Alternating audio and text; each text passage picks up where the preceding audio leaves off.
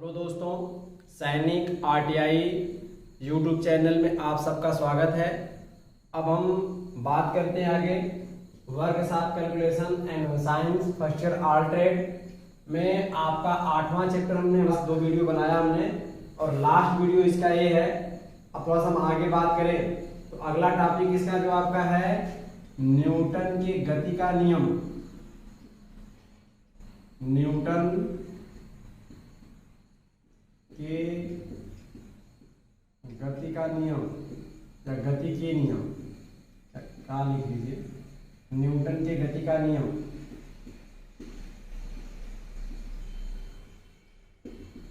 English में कहते हैं Newton's law of motion. Newton's law of motion. देखिए न्यूटन के गति के 3 नियम है आपके। कितने नियम है? गति के इनके 3 नियम है आपका। उसमें पहला जो आपका है न्यूटन की गति का फर्स्ट नियम जो है आपका प्रथम नियम। प्रथम नियम क्या होता था हम समझे?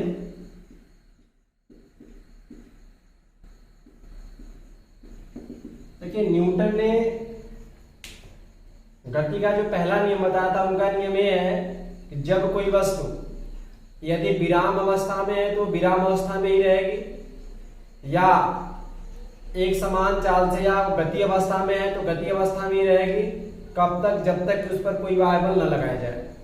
जैसे आपका यही है मार्कर आप देख रहे होंगे, इसमें अगर हम जब तक इस पर कोई वाय बल नहीं लगाएंगे तब तक अपनी अवस्था में वैसे की वैसे बनी रहेगी। जब इस पर हम वाय बल खींचेंगे या ढकेलेंगे तो इसकी स्थिति बदल जाएगी। जिस अवस्था में उस अवस्था में इसकी चेंजिंग हो जाएगी वह अवस्था उसकी बदल जाएगी। यही न्यूटन का गति का पहला नियम है कि जब कोई वस्तु विराम अवस्था में है तो विराम अवस्था में ही रहेगी, या गति अवस्था में है तो गति अवस्था में ही रहेगी। कब तक? जब तक कि उस पर वाय बल नहीं लगाया जाए, जब तक उस पर कोई बाहरी बल लगाया जाए तब तक वह अपने पूर्व अवस्था में ही रहेगी, या जिस अवस्था में वो बना उसी अवस्था में बना रहेगा। तो न्यूटन के इसी नियम को हम क्या कहते हैं? न्यूटन का गति विषयक प्रथम नियम कहते हैं, या इसी को हम न्यूटन के गति विषयक पहले नियम को हम जो है जड़त्व का नियम भी कहते हैं। तो ये जड़त्व का नियम ही न्यूटन के गति विषयक पहला नियम है। इसको हम लिखें, न्यूटन का गति विषयक पहला नियम क्या है?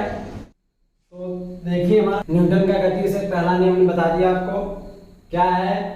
इस नियम के अनुसार क्या होता है कि जब कोई वस्तु अगर विराम अवस्था में तो विराम अवस्था में रहेगी, या गति अवस्था में है तो गति अवस्था में ही रहेगी। कब तक?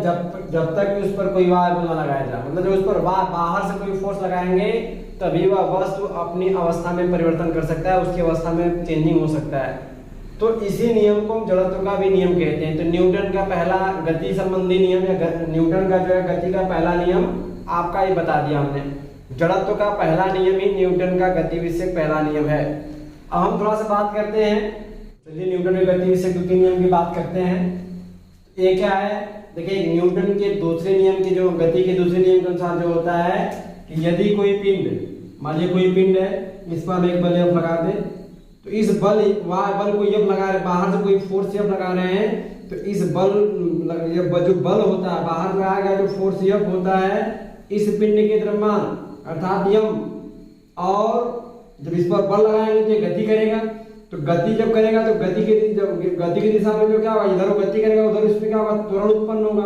तो कह रहे हैं उत्पन्न त्वरण ए दोनों क्या होते हैं, इसके गुणनफल क्या होते हैं, ए आपका जो है दोनों बल F पे क्या होता है, समानुपाती होता है। अर्थात F इज प्रोपोर्शनल टू, अर्थात बल F हमारा जो होता है M into A, मतलब पिंड के द्रव्यमान और उस बल की दिशा में गति की दिशा में उत्पन्न त्वरण ए के गुणनफल के क्या होता है, समानुपाती होता है। तो यहाँ से अगर हम करेंगे तो देखिए F बराबर हम क्या कहेंगे, यहाँ से एक बना देंगे। एक बात समझिएगा, जैसे मैं कह दें कि अगर A समानुपाती B लिखा गया हो तो इसका पहले मतलब समझिए क्या है। A समानुपाती B का मतलब A और B दो वस्तुएं हैं। अगर समानुपाती का मतलब होता है समान अनुपात में, समान अनुपात का मतलब इन दोनों का रेशियो समान होगा। अर्थात जब A बढ़ेगा तो B बढ़ेगा, अगर B घटेगा तो A भी घटेगा। अगर A आप अब ऐसा नहीं है, अगर हम कहते भाई कि अगर A बढ़ रहा है B घटे तो इसके बोलते इसे पढ़ते हैं व्युत्क्रमानुपाती। रेसिप्रोकल कहते हैं। तो इसको ऐसे लिखा जाता है, इसे पढ़ते हैं A is inversely proportional to B, अर्थात ए जो है बी के क्या व्युत्क्रमानुपाती है।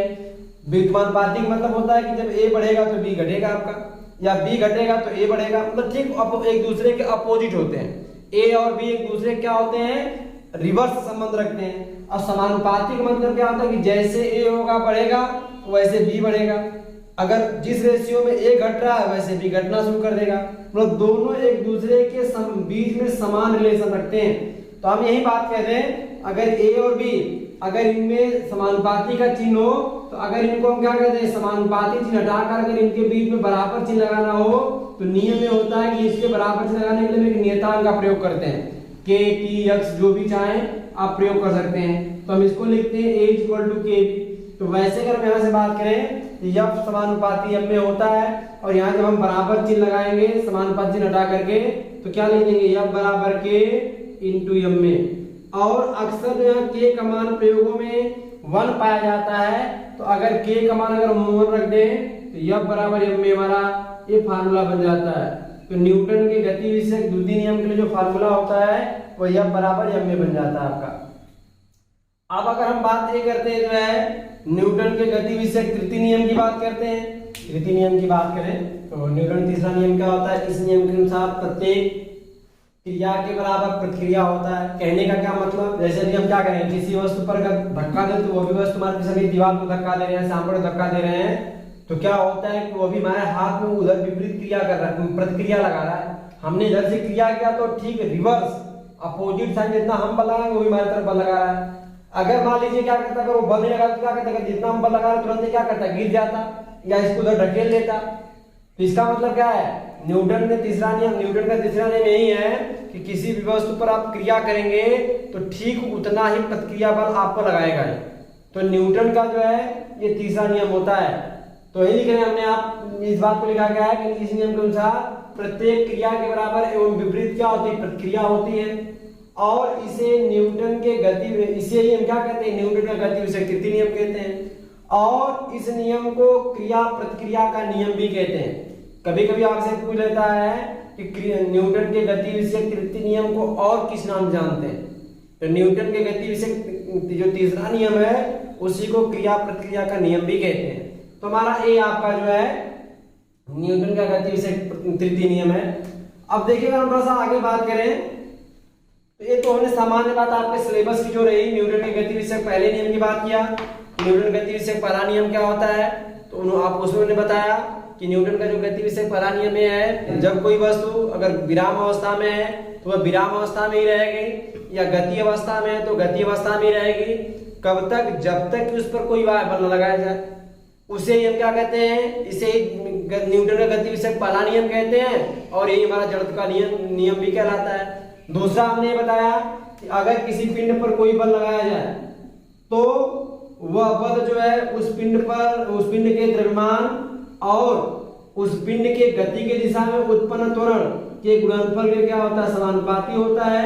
और यहाँ से हमने बताया कि जब इसको आप करेंगे तो इसके एक नियतांक के लेंगे तो यह बराबर एम में कह देंगे, के इंटू एम में, और यहाँ से लिख देंगे के की वैल्यू अधिकतर ए होता है आपका, तो के बराबर हम अगर के का मान 1 रखें तो यह बराबर एम में मिल जाता है। तो गति का जो न्यूटन के गति विषय का दूसरा नियम है उनका एक फार्मूला बन जाता है यह बराबर एम में। और तीसरा नियम मैंने बता दिया क्रिया प्रतिक्रिया का नियम जो होता है न्यूटन के गति विषय तृतीय नियम होता है, अर्थात किसी वस्तु पर अगर आप क्रिया करेंगे तो ठीक विपरीत दिशा में उतना ही प्रतिक्रिया आपको प्राप्त होता है।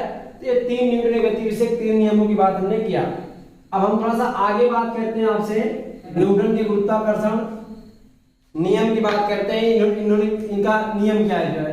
तो चले देखें, ये हमारा है न्यूटन का गुरुत्वाकर्षण जो नियम होता है, ये हमारा ये होता है कि अगर 2 पिंड है, एक पिंड जिसका द्रव्यमान m1 है, दूसरा पिंड जिसका द्रव्यमान आपका m2 है, और अगर इनके बीच की दूरी अगर r है, तो देखिए न्यूटन का जो गुरुत्वाकर्षण का नियम है वो ये है कि प्रत्येक पिंड एक दूसरे पिंड को क्या करते हैं, आकर्षित करते हैं, खींचते हैं, उसे ही हम गुरुत्वाकर्षण बल कहते हैं।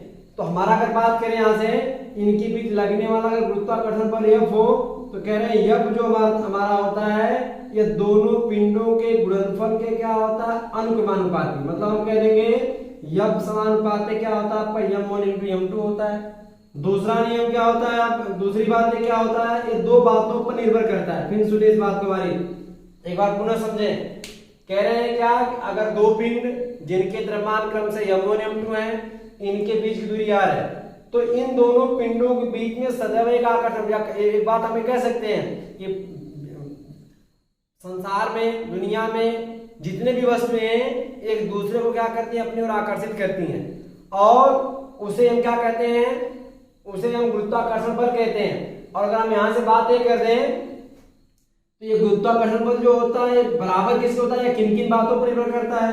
तो यह गुरुत्वाकर्षण बल हमारा क्या, उन दोनों पिंडों के द्रव्यमानों के गुणनफल, मतलब अगर पहले दो पिंड को मान लें, पहले पिंड का द्रव्यमान m1, दूसरे पिंड का द्रव्यमान m2, और अगर इनके बीच की दूरी r हो, तो कह रहे हैं कि इनके बीच में जो बल लगता है यह दोनों पिंडों के द्रव्यमानों के गुणनफल के क्या होता है, अनुक्रमानुपाती होता है।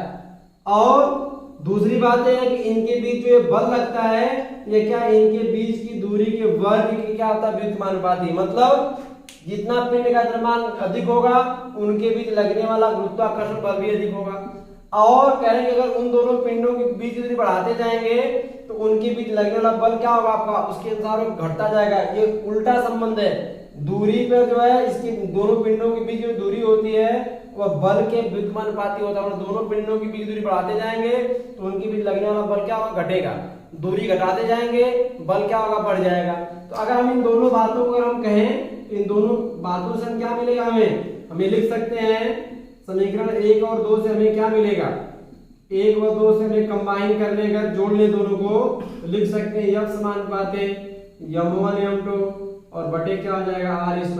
और अब हमने अभी बताया कि बराबर अगर समानुपाती का चिन्ह हो तो इनके बीच में बराबर चिन्ह लाने के लिए नियतांक का प्रयोग करते हैं, और इसी नियतांक को हम जो लेते हैं वह जी लेते हैं, और जी को गुरुत्वाकर्षण नियतांक कहते हैं। और ये होता है आपका क्या, F बराबर होता है आपका जी m1 m2 बटे r²। तो हमारा जो है न्यूटन का सार्वत्रिक गुरुत्वाकर्षण का जो नियम है वो हमारा ये है आपका F बराबर जी m1 m2 बटे r²। तो हम इसको थोड़ा सा लिखें, न्यूटन का जो गुरुत्वाकर्षण नियम इसको हम लिखते हैं, या इसकी परिभाषा में लिखा और हमने समझा दिया पहले ही आपको। तो इस नियम के अनुसार हमने क्या बताया कि प्रत्येक वस्तु दूसरी वस्तु क्या करती है, एक दूसरे वस्तु क्या करती है, अपनी ओर आकर्षित करती है। और हम यहाँ अगर मान लें कि दो पिंड जिसके द्रव्यमान m1 m2, जितने भी आप देख रहे हैं कि एक पिंड आपका जिसका द्रव्यमान m1 है, दूसरा पिंड जिसका द्रव्यमान आपका m2 है, और इनके बीच दूरी आपका r है, और इनके बीच लगने वाला आकर्षण बल हमारा F है, इसको हम गुरुत्वाकर्षण बल कह रहे हैं। तो कह रहे हैं कि यह जो है गुरुत्वाकर्षण जो F हमारा है यह दोनों पिंडों के द्रव्यमानों गुणनफल के अनुक्रमानुपाती होगा, अर्थात F समानुपाती m1 × m2। दूसरी बात क्या है, F व्युत्क्रमानुपाती क्या होगा, r²। तो F व्युत्क्रमानुपाती हो जाएगा r² लिख दिया हमने। और दोनों को जब कंबाइन करेंगे, जोड़ेंगे दूसरे से, एक दूसरे से जोड़ने पे क्या लिख देंगे, F समानुपाती m1 m2 बटे r²। और इसके अनुसार अगर देखेंगे तो हमने बताया आपको कि यहाँ पर क्या है, जब नियतांक चिन्ह हो तो बराबर करने के लिए हम क्या करते हैं, एक कांस्टेंट का प्रयोग करते हैं। यह कांस्टेंट हमारा क्या आपका है, जी है, और इसी को हम क्या कहते हैं, न्यूटन का सार्वत्रिक गुरुत्वाकर्षण नियतांक कहलाता है। हम जी को क्या कहते हैं, सार्वत्रिक गुरुत्वाकर्षण नियतांक, गुरुत्वाकर्षण नियतांक कहते हैं। और देखिए थोड़ा बात समझिए, जी की वैल्यू जो होती है अगर एमकेएस के अनुसार करें, जी के मान की बात करें किसके अनुसार, एमकेएस के अनुसार, या पहले सीजीएस के अनुसार बात कर लें, तो सीजीएस के अनुसार इसका जो वैल्यू होता है ये होता है 6.67 × 10⁻⁻11। और मात्रक जो इसका होता है ये होता है डाइन, नीचे लिख रहे हैं यहाँ पर, डाइन सेंटीमीटर स्क्वायर प्रति ग्राम स्क्वायर, ये होता हमारा। और अगर हम जी का मान अगर हम एमकेएस के अनुसार कहेंगे तो एमकेएस के अनुसार देखें यहाँ से, तो इसकी वैल्यू जो होती है, सारी में गलत लिख दिया भाई, -11 नहीं -8। अगर हम एमकेएस के अनुसार बात करें तो इसकी वैल्यू जो होती है 6.67 × 10⁻⁻11 होता है। ये क्या होता है आपका newton metre square, newton metre square प्रति किलोग्राम स्क्वायर, किग्रा स्क्वायर लिखते हैं। ये हमारा इसका मात्रक बना। तो ये दो इसके वैल्यू सीजीएस एमकेएस में आपसे परीक्षा में पूछते हैं। हम थोड़ा सा एक बात यहाँ से लिख तो दिया कि थोड़ा इसको समझाएं आपको हम क्या ये कहाँ से लिख दिए इसके मात्रक डाइन सेंटीमीटर स्क्वायर प्रति ग्राम स्क्वायर। तो हम थोड़ा इसको समझा दें, लिख तो दिया हमने डायरेक्ट, यहाँ थोड़ा समझाने का प्रयास करें, थोड़ा आप समझे इस बात को। देखिए यहाँ से हमने सूत्र लिखा गया, आपका सूत्र क्या मिला हमारा, F बराबर जी m1 m2 बटे r स्क्वायर। तो यहाँ से हम थोड़ा सा g बराबर लिखना चाहें तो क्या लिखेंगे, तो इसका इधर गुणा करना पड़ेगा। तो यहाँ से क्या कह देंगे, g इंटू m1 m2 बराबर क्या होगा, f r स्क्वायर। तो यहाँ से अगर हम g की बात करेंगे तो क्या होगा हमारा f r स्क्वायर बटे m1 इंटू m2। और देखिए अगर हम यहाँ g का अगर मात्रक लिखना चाहें तो g का मात्रक लिखने के लिए हम क्या प्रयोग करेंगे, इसका मतलब g का मात्रक लिखने के लिए मुझे f का मात्रक लिखना पड़ेगा और r का मात्रक लिखकर वर्ग करना पड़ेगा और m1 m2 के मात्रक का लिखकर गुणा कर लीजिए। तो हम यहाँ से देखें तो यहाँ से g का मात्रक अगर हम बात करेंगे सीजीएस में, तो सीजीएस के अनुसार देखेंगे तो जानते हमने बता चुके हैं आपको पीछे जो है वीडियो में बताया हमने कि सीजीएस पद्धति में जो बल का मात्रक डाइन होता है, आपने पीछे नहीं देखे होंगे वीडियो तो जाकर पहले देखें। और दूरी का मात्रक क्या होता है हमारा सेंटीमीटर होता है, क्योंकि r स्क्वायर है इसलिए सेंटीमीटर स्क्वायर होगा। और बटे को हम प्रति रूप में लिखते हैं, m1 द्रव्यमान है m2 भी द्रव्यमान है, मात्रक इसका भी किलोग्राम मात्रक इसका भी किलोग्राम, तो किलोग्राम गुणे किलोग्राम सारी भाई सीजीएस हमारा क्या होगा ग्राम होगा, तो ग्राम गुणे ग्राम तो ग्राम स्क्वायर होगा। तो देखिए सीजीएस हमारा जो मात्रक मिलता है डाइन सेंटीमीटर स्क्वायर प्रति ग्राम स्क्वायर। अगर इस तरह अगर हम बात करेंगे एमकेएस के अनुसार, तो एमकेएस के अनुसार जो इसका मात्रक होता है वो क्या होता है, इसको देखें हम, तो इसका मात्रक क्या होगा, बल का मात्रक आपका न्यूटन होगा, दूरी का मात्रक मीटर हो जाएगा। तो क्या लिख देंगे, न्यूटन मीटर स्क्वायर प्रति किलोग्राम स्क्वायर। ये हमारा जो एमकेएस इसका मात्रक हो गया। तो ये आपका चैप्टर लगभग कंप्लीट हुआ। आपके इस चैप्टर से 4 एवं बेग से इतनी टॉपिक थी आपके सिलेबस में, हमने इतना कंप्लीट कर लिया। तो बस इतना, धन्यवाद।